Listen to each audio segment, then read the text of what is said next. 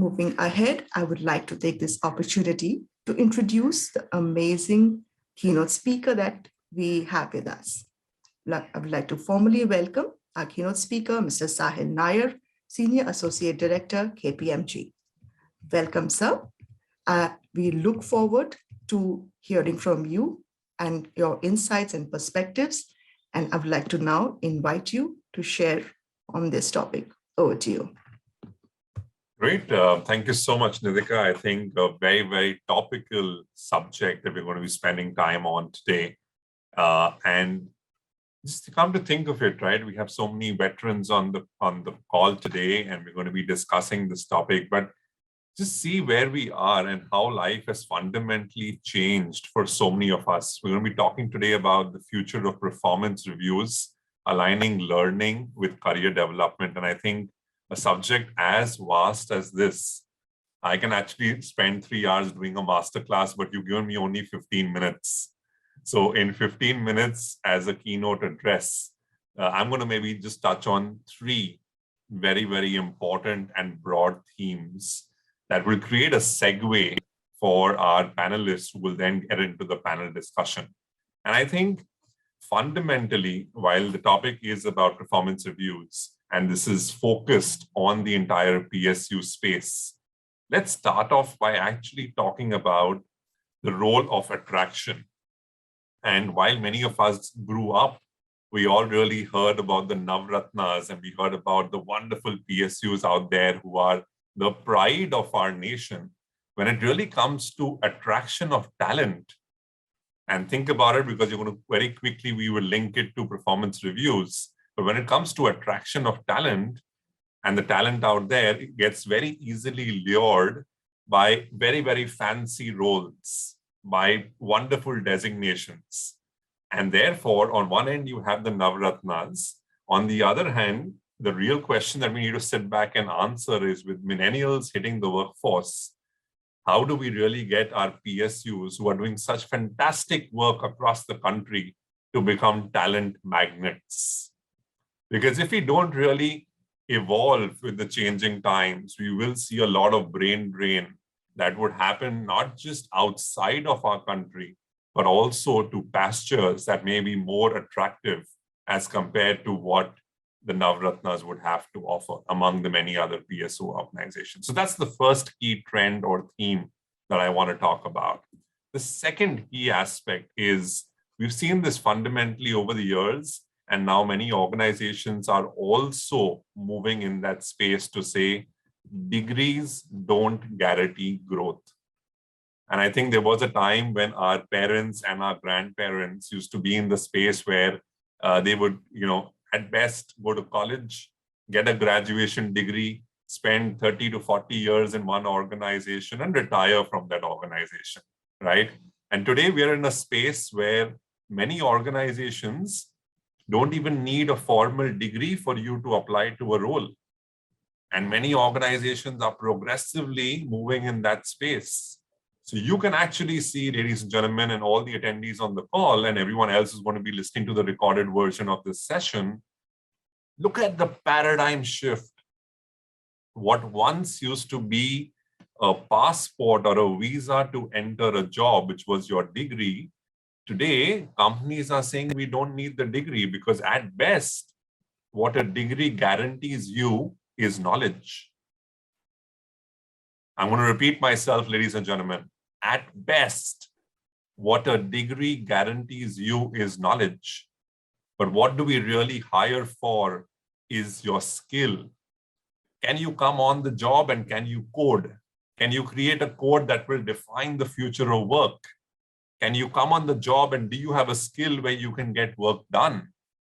Or can you come and actually build respect for yourself, where even people who are slightly senior than you are willing to learn from you, not because you have the skill, but because you have a fantastic attitude. And that is why people are hiring, because knowledge beyond a point is sparse. Think of it this way.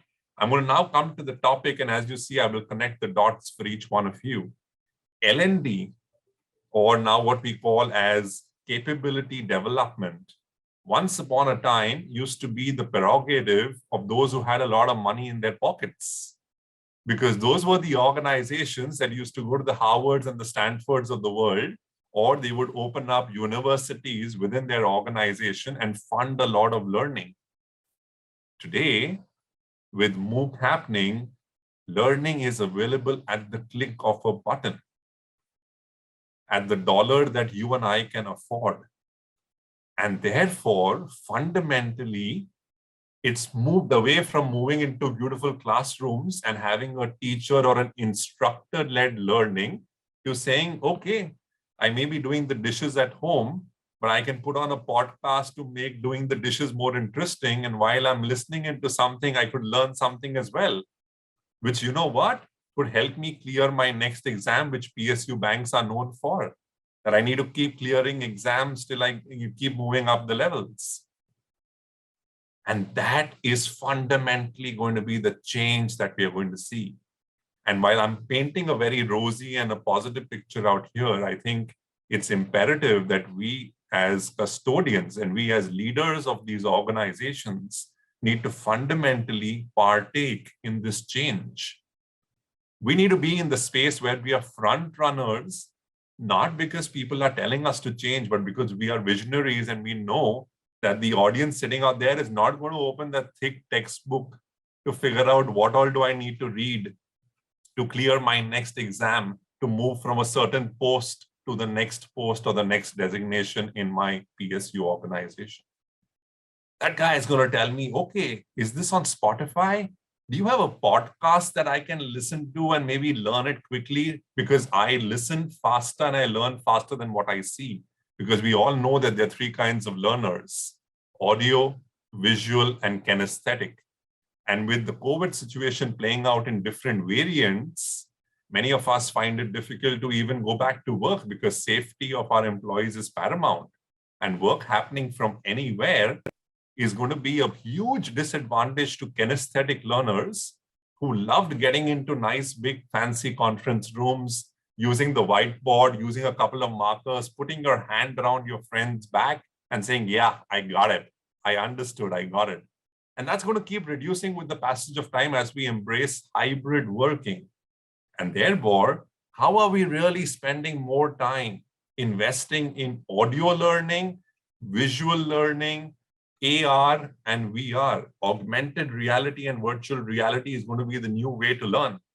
And thereby, are we spending time today to convert all our manuals or all our processes into digital format, just the way we experienced it in the whole banking space in demat of shares? There was a time when we all used to sit and apply for shares and have those hard copies. And today, everything is at the click of a button. And I think learning exactly needs to be the same. And that's my second key theme. The third is about engaging and motivating millennials. And here is where I think it's imperative for us to talk about two very important pivots.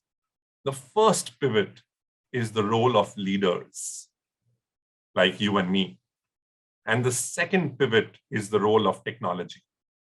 And I think going back to school, it's all about the Venn diagram. You have A and you have B as a circle, and you have A intersection B. And of course, A union B as well. And the way we unionize not just our team members or not just our labor, but the way we unionize our mindsets. Because a lot of PSU organizations have mastered the unions over so many years. But I think now it is very, very important for us to shift and master the union of mindsets. And the way we master the union of mindsets is going to be, ladies and gentlemen, about leadership and technology.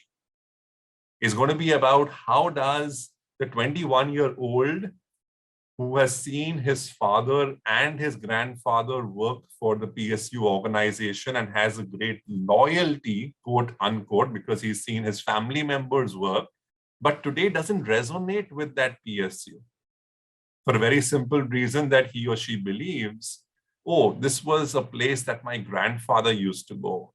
But I want to go and work in a fancy, swanky place where they give me free food, where I can go and jump down the slide, where I can have some pizza, where I can sit back on bean bags and have my Starbucks coffee. And when I can actually go at 11 o'clock in the morning and come back at 4 o'clock in the afternoon, because you know what, I don't feel like working today.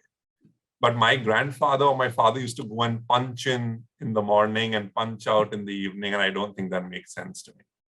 And I think fundamentally in the process of tying up all these dots, if we as leaders are able to mirror society, I don't think so we need to do anything fundamentally different. I think if we can simply mirror society, for a classic case, if I have to unlock this phone of mine, all that I need to do is do a retina scan or just do a fingerprint scan. Why is it that on my office laptop, I need to remember a complicated password with alpha, with numeric, with caps lock, and keep changing it every 20 days because of my security concerns? And I think if we can start making these small fundamental steps, not just in terms of learning, not just in terms of career development, but also in the manner in which we understand performance, in the manner in which we evaluate performance, and more importantly, in the manner in which we tie up performance and potential to really give more alpha males and alpha females to the community and bring in a great sense of pride, just because collectively we will be contributing to nation building. And I think that sense of pride supersedes anything else that may amount to rewards. There is no bigger feeling than being proud of the fact that you're contributing to nation building. And this is a huge kudos out there to all the people and all my panelists who are doing such a fantastic job. And you will hear more from them as they talk about the best practices that they have been doing in their respective organizations. But fundamentally, a huge salute from me for all the fantastic work that you are doing in your respective organizations towards nation building and towards all the great work that you do. And Nidhika, being conscious of time, I know I have exactly 60 seconds left. And in this 60 seconds, I want to just take just a couple of seconds to connect all the dots. I started off by talking about the fundamental aspect of role of attraction, which is how do we bring in today's youth, today's workforce to become the magnets of the Navratnas. Number two, we've seen the establishment of examinations done by a lot of PSUs to really clear levels. How do we make those examinations a lot more competitive? How do we make those examinations a lot more gamified? How do we make those examinations a lot more user and learner friendly, rather than saying, oh, I need to clear this exam to actually go to the next level? And the third and the last piece is, of course, engaging and motivating millennials and the role that leaders and technology needs to play, because the more we leverage technology, the more we'll be replicating society and the more we will collectively grow. I think those were my nuggets in exactly 15 minutes. Thank you so much for having me over, SHRM. And I wish all the panelists a fantastic discussion. And I'm sure the audience will really benefit from your insights. Thank you so much, Sahil, for that wonderful perspective and amazing insights. Very crisp, and thank you for that.